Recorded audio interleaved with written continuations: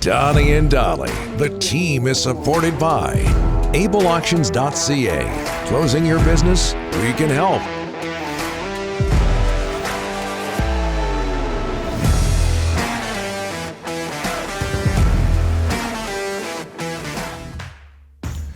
Just ahead of Thomas Drance and a geography lesson. Today is Wednesday. Got this right? Yeah. All of our guests today brought to you by the Alberni Power and Marine RPM group, located in Port Alberni. And as you know, located in Port Alberni, our knowledge of Vancouver Island is second to none. Has to be better. Alberni Power and Marine is one of Vancouver Island's most trusted boat dealerships, the largest Mercury Marine dealership in Canada. Their service team just won for the fourth straight year a CSI score above the national average. Make your appointment today for the 2022 boating season at albernipowermarine.com. We good, Ryan? We got the map here? Yeah. Okay, go for it. Here you go. Okay. So that's northern Vancouver Island, Port Hardy, north of Port McNeill. So we weren't far off. We were in the neighborhood. Like every time I screw up, I'm always in the neighborhood. We're in the neighborhood again. Yeah. The word port was in there. So our apologies 50, to the great people of Port McNeill, where Willie Mitchell is from. I feel really bad. A large portion of my family is from Campbell River. Not far away. Just down the road. Not far away. Just down the road. But you should have known that. I know. I feel really bad about that. So our apologies. And with that, we bring in, this guy knows where Port McNeill is. He doesn't know squat. From The Athletic, Thomas Drance, Canucks and Avalanche tonight down in Denver. Thomas, thanks for doing this, sir, on a Wednesday instead of a Friday. How are you? Thank you for accommodating my travel schedule, gentlemen. This is a tough road trip for a beat. I traveled yesterday. I'll travel tomorrow. I'll travel Friday. Pretty condensed schedule. Canucks facing some big tests here. Going to be interesting. And he plans on going to Port McNeill during the road trip. Any chance? I would love to. I love the northern part of Vancouver Island. I think the furthest north that I'll be getting in the foreseeable future is Tofino. I'm actually going to Tofino. Oh. My buddy gets married the day after the NHL draft. So I'm going to steal out of Montreal day 2 and then take a seaplane up to make it just in time. Will be great. Wow. The Athletic paying you very well, apparently. Big time. That's where my honeymoon was, Tofino. Really? I haven't been back since. Beautiful. I got to get up there. You got to go back. Incredible. Your opinion, Thomas, before we talk about what's going on tonight, of the job Rutherford and Alvin did before the trade deadline. I think it was a relatively pedestrian performance from new Canucks management, but one that I think was a sensible first step. And maybe it was a first half step. Maybe they just lifted the front foot. But they made it the move they had to make, which for me was selling Tyler Mott, monetizing that asset before it walked as an unrestricted free agent. That was the move that had to get done. The other deals, there was time. There was time on JT Miller. There was time on Brock Besser, Connor Garland. There was time on, the sort of next level down of high-priced veterans on this team, Tyler Myers and Tanner Pearson and the like. And I don't think the offers were particularly good. We saw that the market for defensemen went a little bit zany. Prices were high, and the Canucks managed to get in on that, moving Travis Hamonic. That is a wild deal, a massive steal. I don't think if you'd asked them with a lie detector attached 3 weeks ago, if they were going to be able to move one of those expensive middle-class contracts that the Canucks have on the books, I think they would have told you, there's not going to be a dance partner. They managed to take advantage of that situation, get Hamonic to Ottawa. That's good work. And then, they acquired one of those young defensemen between the ages of 20 to 25. Me and Rick have been talking a lot about how that was a primary target for them. And they cleared $1.5 million in cap space. It wasn't the sexiest day. It wasn't the loudest day. And I don't think the front office itself is satisfied with the amount of cap space that they carved out. But, considering the prices that were on offer, considering the prices we saw on the market, for forwards, are you going to live in a world where you sell JT Miller for less than Brandon Hagel got? I don't think so. No. So it's hard to say, considering how the market shaped up, that the Canucks should have been more active in my opinion. I don't know how much you want to say, but were you aware of any dressing room issues with Travis Hamonic? Yeah, I mean, I want to be very careful about how I answer this. Yeah. I think accommodating Travis Hamonic over the course of this season took a lot of effort on the part of the organization. Let's just put it that way. Okay. Rick? Yeah. Okay. This is where you ask 18 games left. Well, I didn't know the answer was going to be so short because Thomas usually goes for 5 minutes. Anyways, Thomas, 18 games to go. Playoffs, how would you like to address these 18?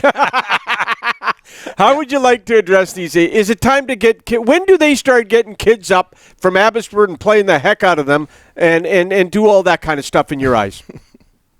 Well, you kind of have to win 3 of 4 on this road trip. Yeah. Right? If you're, and that's just, and you probably don't gain much unless, one of those wins has to be in Dallas over the weekend. So you have to win 3 or 4 on this road trip, and in particular that Dallas game, in my view. And then you're still alive. You're still alive. Yeah. If you do any less than that, it's time to start playing the kids. I think you give it another week. You see exactly where this team is at. They're a fair bit back of Dallas. It's 5 points at this point, right? Yep.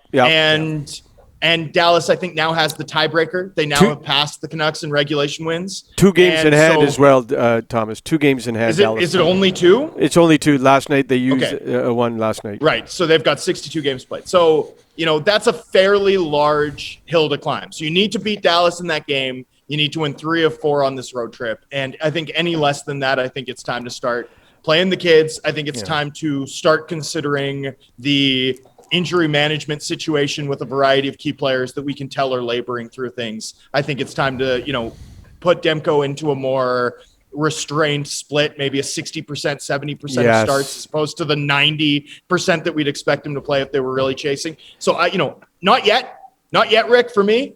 I think you got another week, but after that, the time is now. The winning time is right now, and anything short of 3 wins in the next on this road trip, I think basically, at that point, exactly where this Canucks season is going. I think we suspect the Canucks season is going that way anyway. And yet, with the way an NHL season tends to ebb and flow in this market, it was only a week ago that you guys were calling out Ryan for not admitting that Jim Benning had constructed a stop it. All right. Okay. Yeah. I'm just saying, that was only a week ago. The story has changed so much since, and the story could change again in a week if they have a good homestand. So I think you got to wait and see how this week plays out before we get to Lockwood Rathbone season, in my view. That's what happens in hockey. Things change daily, hourly, Thomas.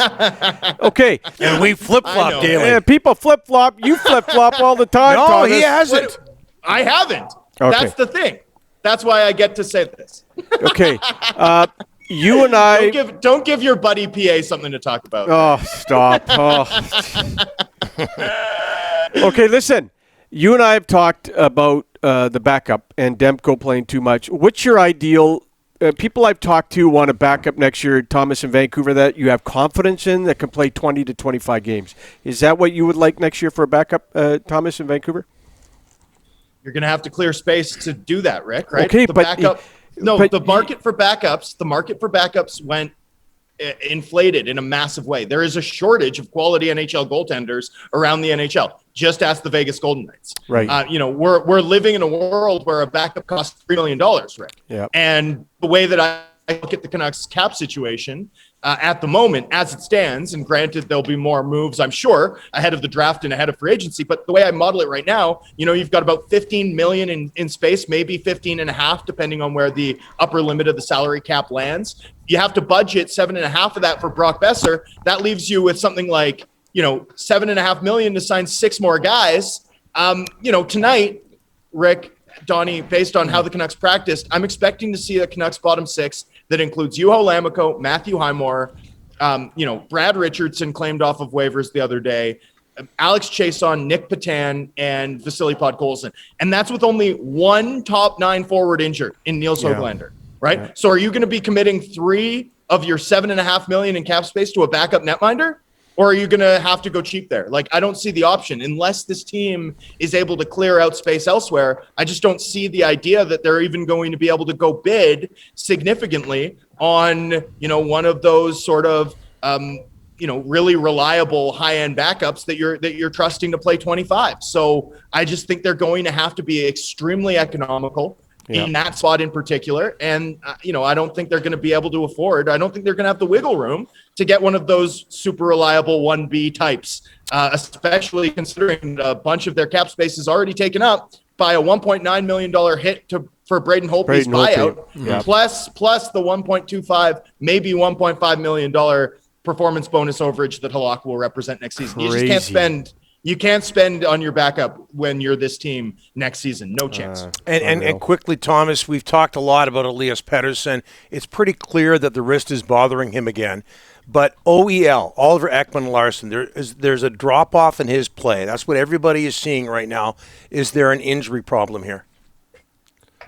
I think there is. He left that game briefly a few weeks ago, and I think you can basically graph it and see his effectiveness fall off massively thereafter. This is a player who's been one of the best two-way defensive defensemen in the league for 50 games, and then all of a sudden he's, really struggling. I find it difficult to imagine that that's anything other than him laboring through, what probable lower body injury based on what it looked like when he left the ice that time a few weeks ago. The bigger sort of question that this poses for me, Dolly, is, with Alex Edler, you remember toward the end of his Canucks tenure how we always talked about how his load had to be managed. He had to be a third pair defenseman. They had to find a way that you needed Edler to be at his best in game 70, so you needed to really manage his minutes on your way in. This is the first year of a 6-year term for Ekman-Larsson in Vancouver. Are we already at that point where if you're going to get the best out of Ekman-Larsson when it matters, when the playoffs start, that you're going to need to, sort of manage his minutes pretty rigorously, certainly not use him the way they have. And they've ridden him hard since the coaching change this season. And if that's the case, then you're basically looking at constructing a blue line around a, $7.26 million guy who you want playing ideally something like 18 minutes a night. And if that's where this team is at, that's a really hard way to live. Like, that's a hard way to construct a team. And I just wonder if they're already there with Ekman-Larsson, which just goes to show you, boys, in the hard cap era, right? You can win a trade, you can get the better players, and you can still lose it if it's not the right commitment. Yeah. Safe travels. Thanks, Thomas. Appreciate it. Thanks for having me, guys. All the best.